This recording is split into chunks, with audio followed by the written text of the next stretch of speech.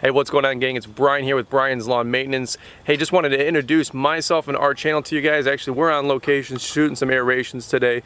Gonna be doing this property here next. But guys, if you wanted to head on over to our channel, check out some of our videos. We do a lot with lawn care vlogging, equipment reviews, product demos.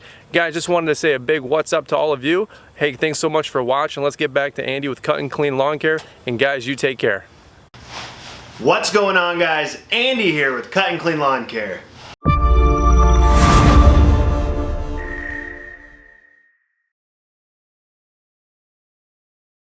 And I got a video request just to kind of talk about some of the decisions I made when first starting my lawn care business, and maybe even some of the things I wish I would have done differently. For me personally, I don't like these videos like this, just me talking, because when I come across these videos, I have a short attention span. It's hard for me to watch them. So if you're looking for a lot of action, mowing and stuff like that, this ain't gonna be the video for you. This is for the people that were just interested in my decisions. So if you wanna follow along on my little story, come along with me. Obviously, not in the picture for what we're talking about.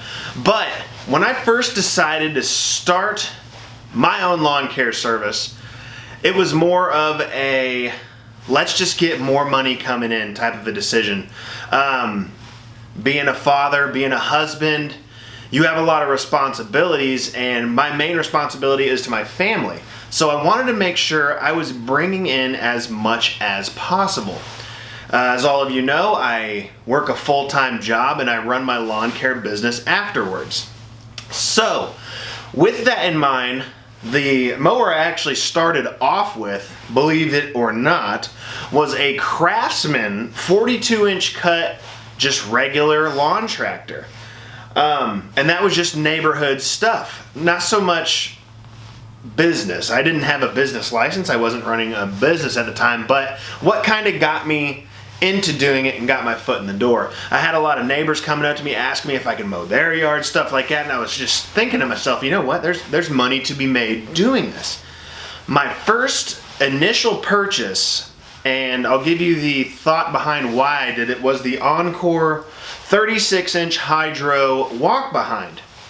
Now, my initial reasoning behind this, besides, you know, researching and watching a lot of videos and people were doing what they were doing with products, in my head and the limited amount of time that I had, I wanted to be able to go through properties fast, make the money, and go home.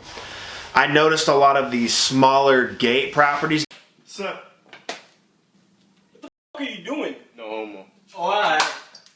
The big companies did not want those. They don't want to push mow, they don't want to do that stuff. They want to stay on their 52s, they want to mow it and go. But for someone like me, with the limited amount of time I have, in my head, it seemed more lucrative for me to get a smaller machine and be able to knock out about 5 of these small properties, small gates that no one else wanted, and I knew I could get them fast because other companies weren't looking for those. Now this right here is for a lot of you guys that wonder why I use a 36 and not like a 48 or a 54. Let me show you something.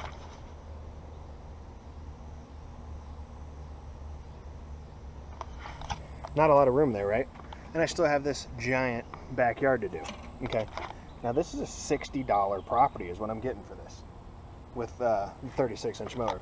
Now you're going to have to turn this down unless you want to push mow that whole backyard, and if I was you I wouldn't want to. So I'm cutting my time tremendously with this 36, and you're not getting through this gate. So they were kind of a dime a dozen around here, especially in my neighborhood.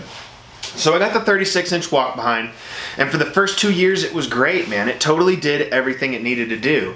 And the good thing about a walk behind is you don't have to worry about hills, you don't have to worry about gates for the most part. It has its pros and cons. Yes, it's going to be a slower machine. You're at your own pace. Even with a sulky or jungle wheels, you don't want to go fast. You're still going to beat yourself to death. But do I wish I would have made a different decision? I actually kind of do. I had enough money to kind of get anything I wanted. I went with a price point on this. I paid $3,500, brand new for the Encore walk behind.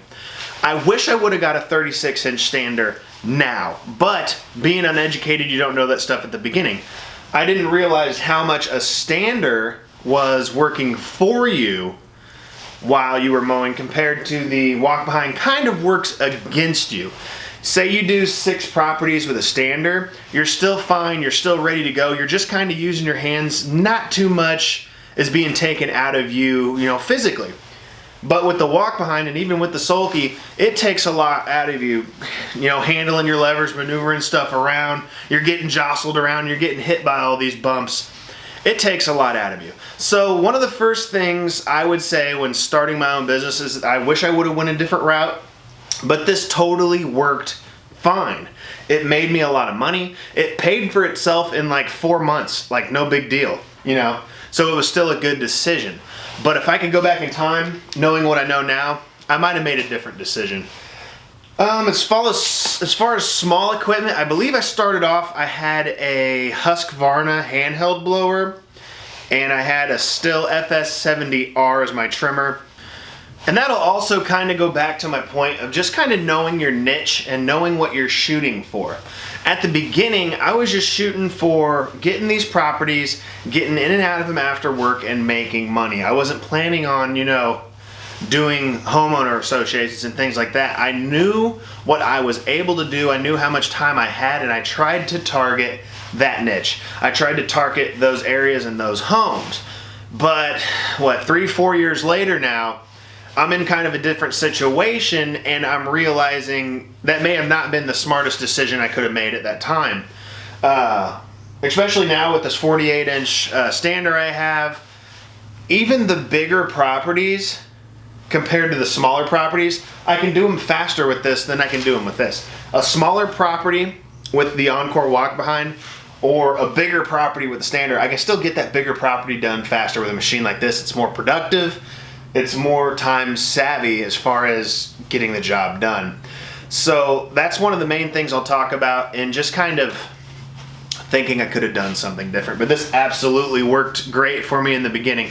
So yeah, that's kind of that question. I got a video that this subscriber wanted me to make, so that's kind of where I'm at on that.